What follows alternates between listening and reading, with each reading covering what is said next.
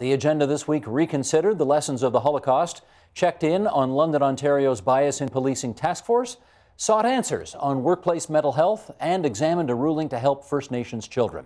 The agenda's Week in Review begins with finding our way in the debate on doctor-assisted dying. Maureen, this may look familiar to you. Yep. I think this all is your group. All 62 pages. All 62 pages with lots of recommendations. We have this as the latest of many reports, the Provincial Territorial Expert Advisory Group on Physician-Assisted Dying. That's Maureen Taylor's group.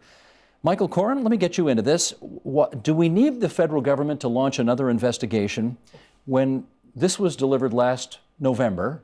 And presumably, you know, everybody kind of by now knows where they stand on this, don't they? I don't think everybody does, but remember, procrastination is purely political. We had a Conservative government with a caucus that contained quite a few people who were opposed to any form of euthanasia.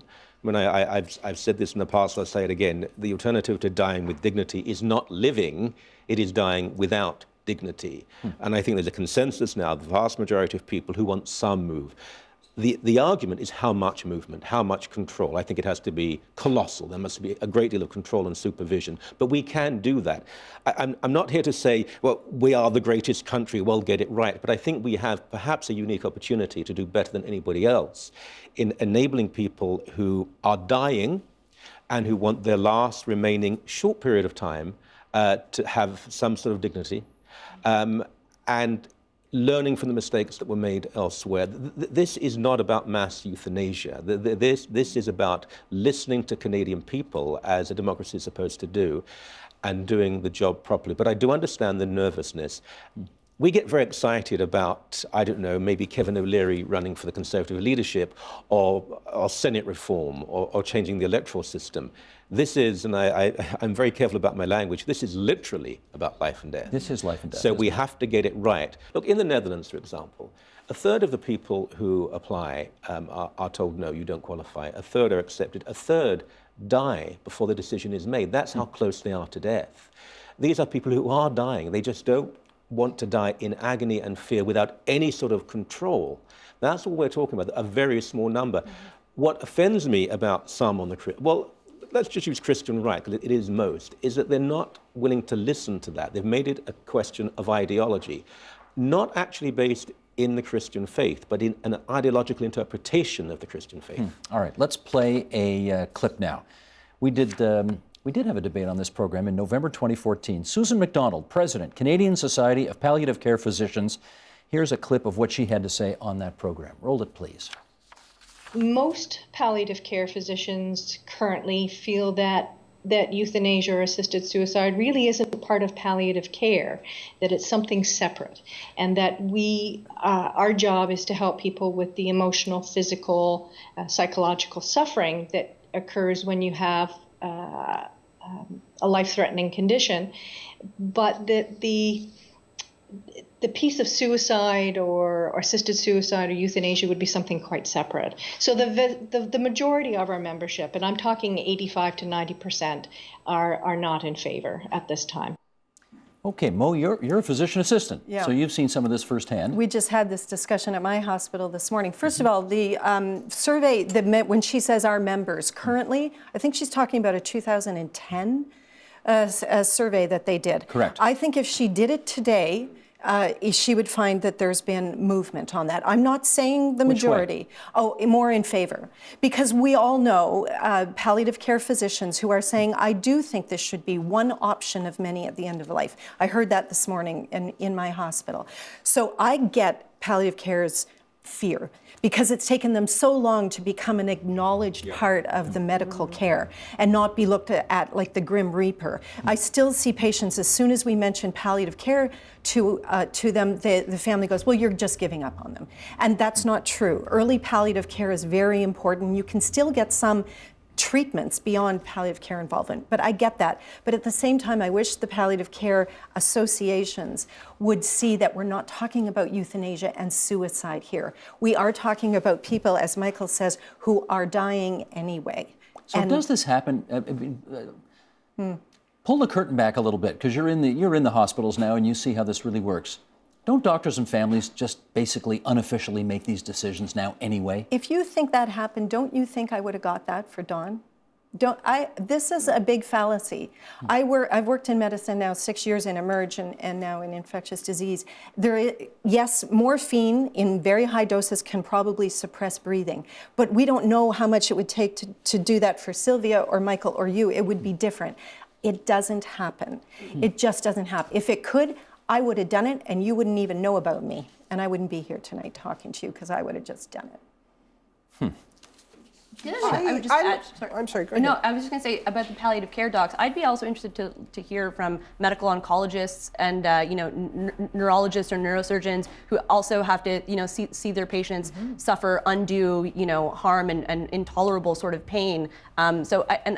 I'd also like to point out that I'd be curious to know, and Maureen, you may know about this a little bit more than I do, but if there's a generational divide in terms of doctors or med students. So if med students nowadays are more open to it, or first-year residents as opposed to those who have an established medical practice. I attended the CMA meeting I guess it was the end of the summer, and I found that exactly. The medical students and residents who were there were very in favor of this. I will say though, when on the other hand, aside from in the public, when I speak publicly about this, the people who attend are all have gray hair and they're older and they want this. So they're the ones pushing this forward is my parents' generation and me.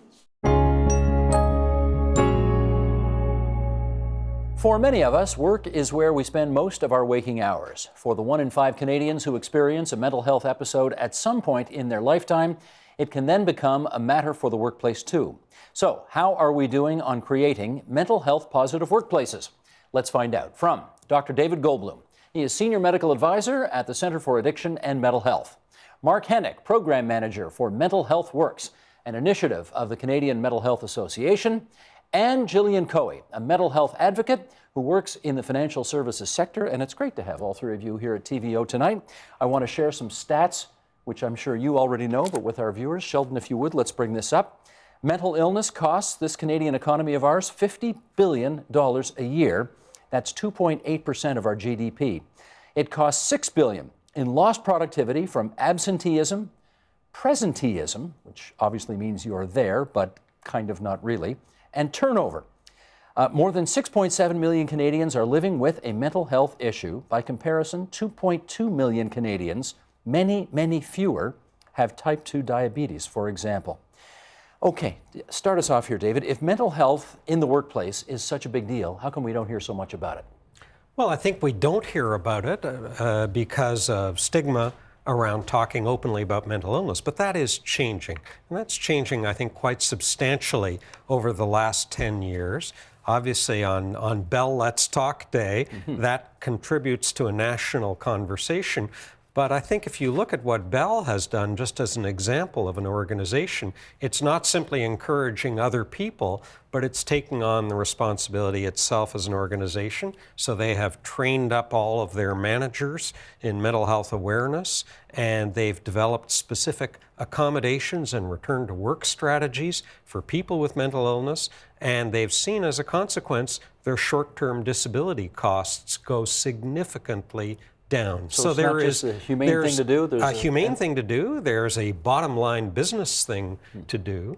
And, the effects are not all measurable in terms of when you talk to people who've experienced a positive reception in their workplace, just what the impact is on them individually can be breathtaking.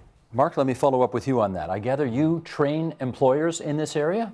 Is that right? Yeah. How is it they come to you in the first place? Well, usually employers come to us through one of two doors. The first of which is that they've heard about this great new thing called the National Standard for Psychological Health and Safety in the Workplace, led by the BNQ in Quebec, CSA, and the Mental Health Commission of Canada. They hear that all the great cases being made that when people implement the standard, it actually does impact the bottom line and protects them from legal risk. It protects them across the board. Plus, it's just the right thing to do, and that seems to be the important case. The other door that people come through is that there's been a crisis in the workplace. Somebody's been struggling, they're thinking about letting somebody go, they're being sued, there's been a suicide, for example, in the workplace. they'll come to me and ask me, how do we fix this for people? People are stressed. There's obviously something going on here, so what can we do about it? I don't want to sound naive about this, but we don't hear about attempted suicides in the workplace. Does this happen much? It absolutely does. I was working with one company, a large multinational company here in southern Ontario. Last summer, they had 7 suicides in one workplace within the year. 7 suicides in one workplace. Now, you can imagine that the people who died by suicide, chances are they were dealing with a mental health problem or illness anyway. 90% of people who die by suicide are. But then all of the people around them impacted by that. Their friends, their families, co-workers, managers, human resources, everybody that had contact with them, asking themselves why this could happen. So it's our job to come in and try to help, first and foremost, prevent suicide, but then also give people the skills to intervene if they need to. Jillian, this is not an academic exercise for you. No. Why are you joining us today? So I'm joining today because I have lived experience with mental illness. Back probably about 7 years ago while I was attending university, I was studying full-time and I was working a part-time position in the financial services industry, 10 to 20 hours a week, volunteering, extracurriculars, you know, all those great things. But what most people wouldn't have known about me at that time was that I was silently living with depression, with anxiety, and with an eating disorder. It eventually got to the point where it became unbearable, and when I was 22, I actually attempted to take my own life. I was fortunate enough that my family and my boyfriend, they knew the warning signs and they were able to get help to me in time, even though they were 4 hours away at the time. And when I returned from the hospital, I was actually scheduled to work a shift with my employer. And I was quite distressed by the fact that I thought, you know, I wasn't going to be able to make it in for that shift. And I didn't know if I could make the shifts for the rest of the week while I focused on my recovery. So I actually had my family call my employer and let them know that I was struggling and that I needed to quit. Because to me, that was the only option available. How did your employer react? Well, my employer, oh, thank goodness, you know, my manager, she said, you know, let's take a few steps back here. She doesn't need to quit. She's a valued employee. She's a high performer. We don't want to lose her at our organization. So let's come up with a plan so that we can give her the time that she needs off to focus on recovery and then work on return to work plan so that I could return successfully to the workplace. Was that a company-wide policy, or did you just get lucky and have a very, very humane boss? No, I think that it's something that our organization, we have policies and processes in place to support that. And yeah, I was fortunate enough that she was aware of what could be done. Like I mentioned, this was 7 years ago. You know, people didn't speak about mental health as much back then. So I was very lucky that she knew what to do in that situation. How are you now? I'm doing well. Yeah, I mean, I still, you know, suffer from depression and anxiety. It's something that I've learned to live with and learned how coping skills so that I can mitigate the impact it has on my life. But because that manager made the decision not to just process my termination as I had requested, I've been able to go on and have a very successful career. I've held, over the past 7 years, I've held 6 progressively senior roles in my organization, and I'm doing work that I absolutely love and making a real difference in the lives of employees in our organization. We have a temptation to think Hitler is something familiar to us, but just more so. So we say he's an authoritarian, but an extreme one, or he's a nationalist, but he's an extreme one. He's not really those things. Hitler is a kind of zoological anarchist. He recognizes that there's a German nation, but he doesn't actually care about the German nation. He sees German nationalism as a political force that can be manipulated to throw the Germans into a larger racial war where they will win their destiny and realize what they actually are. He sees the German state as important. He wants to control its institutions. He wants to make it an instrument, but an instrument of a particular kind, of destroying other states beyond Germany. And ultimately, as you say, the goal is to give Germans the land and the power they deserve as a presumably higher race from Hitler's point of view. But the final goal is to restore the world. And the only way to restore the world is to eliminate the Jews. Because from Hitler's point of view, the Jews cast down upon everyone else a kind of mental haze. He calls it a spiritual pestilence, which prevents us from seeing the world the way that it actually is. All the things that you and I would agree are real, like contracts or laws or norms or religions, these things are all illusory. And to get humans back to be the way they should be, ruthless killers whose only solidarity is with their own race, you have to remove the Jews from the world. That's the final goal. And yes, exactly. Once you get there, you'll just have unending racial strife. For Hitler, that's the only real thing. Struggle is the only real thing. He says it's a law of nature, as sure of the law of gravity, as sure as the law of gravity. We should have solidarity with our race, and we should kill other races. That's it. What was it about the Jews in particular, though, that made Hitler see them as vermin needing to be exterminated from the face of the earth? Yeah, I'm going to recast the question slightly, because I think it's very important for us when we look at these ideologies to recognize that when people talk about a global force of this kind, they're making sense of the world by inserting a piece into it. It doesn't have so much to do with the Jews. It has much more to do with the need to make sense of the world. And this is one of the reasons why Mein Kampf and Hitler's thinking should be of interest to us today. Hitler's thinking is a kind of response to globalization. Hitler grew up in the first globalization, just like we grew up in the second globalization. The idea that you have to take what you can get, and the people who tell you not to are Jews and have to be eliminated. Whether we like it or not, that's a response to globalization, and it's one which actually came to power and which changed the world. So as we face the second globalization, it's worthwhile remembering that these kinds of responses are possible. And that leads me to the answer to your question. Hitler looks at other races as inferior. When he looks at Ukrainians, for example, the people who inhabit Ukraine, he looks at them the way colonizers look at people to be colonized. They're not fully human, they're barbaric. Hitler says we can satisfy them by giving them beads. We can play music to them on the weekends and let them dance around poles in their villages. This is his idea about Ukraine. That's the Untermensch idea, the subhuman idea. Hitler's idea about Jews is different. Hitler's idea about Jews is that they span the world. And so the thing about the Jews, which does make this kind of thinking possible, is that they're not concentrated onto one territory.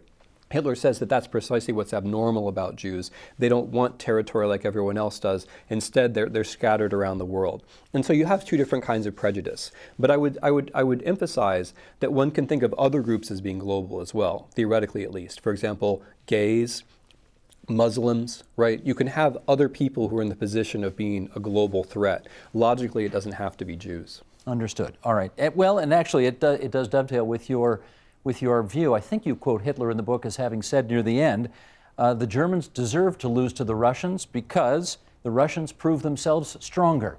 Is that to suggest to you that he cared actually more about power than he did about his own Germany? Whether we like it or not, Hitler seems to have believed his own ideology. So Hitler, in my view, and others disagree, in my view, Hitler was not a German nationalist, and he was not someone who cared in a conventional way about the German state. As you follow the course of the war, 42, 43, as the tide of the war turns, you see Germany's allies peel away. You see German allies who had been killing Jews change their policy and cease to kill Jews. Why?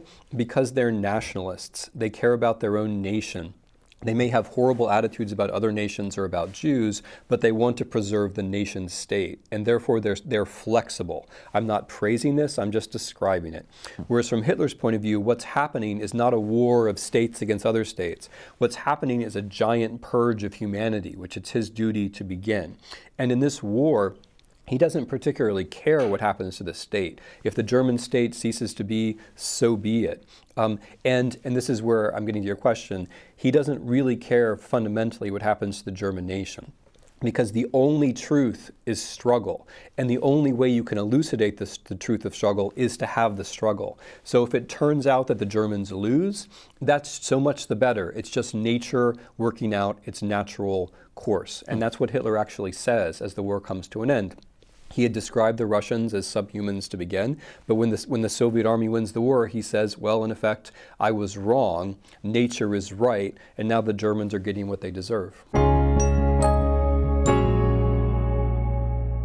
Help me understand this. The ruling found that the funding formula that you referred to a moment ago, in some respects, incentivized removing First Nations kids from their homes. Can you help us understand that? And I would say that's probably one of the most important findings of the decision, and it's not to be understated. The government knows that by underfunding these community agencies, it's driving kids into foster care at higher rates. There are more First Nations children in foster care today than at the height of the residential school era. So one of the things that happens under the formula is that they will pay for full costs of kids being in care, which is referred to as maintenance costs. So you get your full costs back when you put a child into foster care. But if you want to offer prevention services or pay your staff properly, have computers, have buildings that work, they will not pay those at cost. Those are fixed in a budget. And once you run out of that money, you either need to move funding around within your own organization or you just don't have that funding anymore. So for social workers who are offering services to these kids, if they know that a family is in need, maybe they need some parenting courses, maybe mom and dad need some substance abuse access to those services. Once the agency runs out of that funding stream, the government won't assist. So the only way they can offer that family any assistance is to take those kids into foster care. Teresa, does the government use the same standards for deciding whether a child should stay in their home for both Indigenous and non-Indigenous families?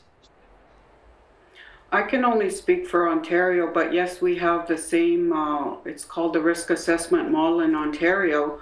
But as Sarah mentioned, those mainstream tools, when applied to Aboriginal children due to poverty, end up resulting in more children having to come into care because parents aren't able to meet the basic needs of their children, and all the resulting social issues that accompany poverty of neglect and substance abuse and substance abuse and family violence. And those are we need to stop focusing on child protection and begin to focus on prevention, because we know the reasons why children come into care, and we've got to start making those investments in treatment centers and counseling and services to families on reserve. Now, the tribunal also referred to something called Jordan's Principle. Let's talk about that for a few moments here. What is that, first of all? Jordan's Principle, as I understand it, is that the practice that whoever gets the request first is the first to respond and pay, and that we'll deal with our jurisdictional disputes between provinces and the feds and the agencies after us. But we have to respond. And what's the significance, Sarah, of Jordan's Principle as it relates to what the tribunal found? So Jordan's Principle, just as Teresa said, is really a child-first principle. The idea is that the government of first contact will pay for the service that a First Nations child needs. And I think it's important to note sort of where Jordan's Principle comes from and who's it about. Jordan's Principle comes from a child named Jordan River Anderson, who was born of the Norway House Cree Nation from Manitoba. He was born with very complicated medical needs and needed to stay in hospital for some time after he was born. But after about 2 years, doctors said, okay, you know what, Jordan? You want to get out of the hospital? This is not really a fun place for a little 2-year-old kid to live. You can go into a specialized medical foster care placement, because his parents had to enter him into the system to get him the services that he needed. But they said, you can go home. And the federal government in Manitoba said, well, I'm not paying for that medical equipment. I'm not paying for his foster care funding. And so he stayed in hospital until he was 5, and he died in hospital, never having left and lived in a family home environment. So Jordan's Principle arose out of that case. There was a private member's bill that passed in the House of Commons unanimously in 2007, which says that every child, whether they're on or off reserve, should have access to services that all other Canadians have. That's it. There's no magic to it. It's not a difficult thing to get your head around. That's what Jordan's Principle is. And this case says that the federal government has not been implementing the spirit of Jordan's Principle, nor the way that it was ever imagined to be implemented. They've said you've got to start implementing it properly. If that service is available to every other Canadian child, then the child should get the service, and you guys can fight about it later who's going to pay for it. That seems like a no-brainer. Why is that so controversial? You know, it's really unclear why it's controversial in terms of the rationale. It really comes down to money and funding. Let's start with just some numbers. We're going to put these up, Sheldon, if you would, to get us started here. This is carding per capita in the year 2014. We see the city of Windsor at 4.5 carding incidents per 1,000 residents. That's how they measure it. Hamilton at 7 per 1,000. Ottawa at 7 per 1,000. And there's London at 23 per 1,000. That according to the London Free Press. Now we have documented in Ontario cities race of carded individuals in the City of London in 2014, and we see that 7.7% were black, a little over 5% Aboriginal. If you compare those proportions to the general population, 2.5% of Londoners are black, and less than 2% of Londoners are Aboriginal. So let's try to understand why these numbers are the way they are. Chief, let me start with you. What do you make of what appear to be disproportionate numbers when it comes to carding? Well, I think it's fair to say that the information, when it was captured as part of our street check process, wasn't captured for the analysis to the demographics of the city. There's lots of factors and variances and contexts that have to be taken into consideration when you look at that data. The way we collect the data, unfortunately, is not collected in a manner that allows us to draw out that information or to fully understand that. And so we're left with those numbers as they are now. Do you think these numbers are problematic? Well, from the perspective of collecting it for public safety, no. From the view from the demographics, it has created some concern and issues that has been talked about quite frequently in our community. Councillor, you see these numbers. What do you see? I think had a number of conversations in the community. Of course, it's something for pause for concern and how we need to do and what we need to do for the next steps to make sure that we can have some sort of conversation around the greater cause. I think street checks or carding or whatever they may be called in different cities really was a snippet or example of maybe that there is a bigger conversation that needs to be had. And I think that's kind of where we're at now in London. What's the bigger conversation? Do we look at, is there concerns for racial biasness, or, is there need for more awareness on things related to race and racial profiling in our community? Do you think these numbers indicate a racial bias on the police service? I think for me, I think it's definitely concerning, and it was definitely alarming to see those numbers based on the population. So that's why I wanted to make sure to have those conversations and push to do what I can to advocate for the community and advocate for Londoners to make sure that we can maintain public safety, but at the same time ensure that no one feels uncomfortable or feels as if any of their rights are being infringed. You are a very skillful politician, because you didn't answer the question there. I asked you whether you think these numbers reflect racial bias on the police force. It seems as if there has been concerns, and I think that yes, it could be perceived, and I think for me personally, I feel as if there's been some racial biasness based on the statistics that have been presented. That's a yes, Chief. Do you think there's racial bias on the police force? No. You don't think so? No. So how do you interpret these numbers being as disproportionate in the Black and Aboriginal communities as they are? Like I said, there's lots of factors and contexts that have to be taken into looking at those numbers. Like what? Well, it could be in relation to the particular crime and the descriptions of individuals that were provided by citizens in our community that resulted in those interactions with members of our community and a street check was submitted in relation to it. Now, I'm going to sort of push back in the same way as I did on Mo with you here. That sounds like a nice way of saying not too much. Mm-hmm. Do you have a problem on the police service with racial bias? I don't believe so, no. And yet these numbers seem to suggest something else.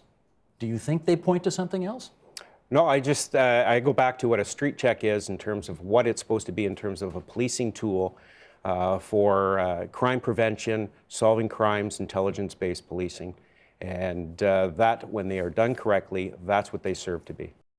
And that is the Agenda's Week in Review. You can see all of those programs in their entirety. They're on our website, tvo.org, on our iTunes channel, and on the YouTube channel at youtube.com/theagenda. Help TVO create a better world through the power of learning. Visit supporttvo.org and make a tax-deductible donation today.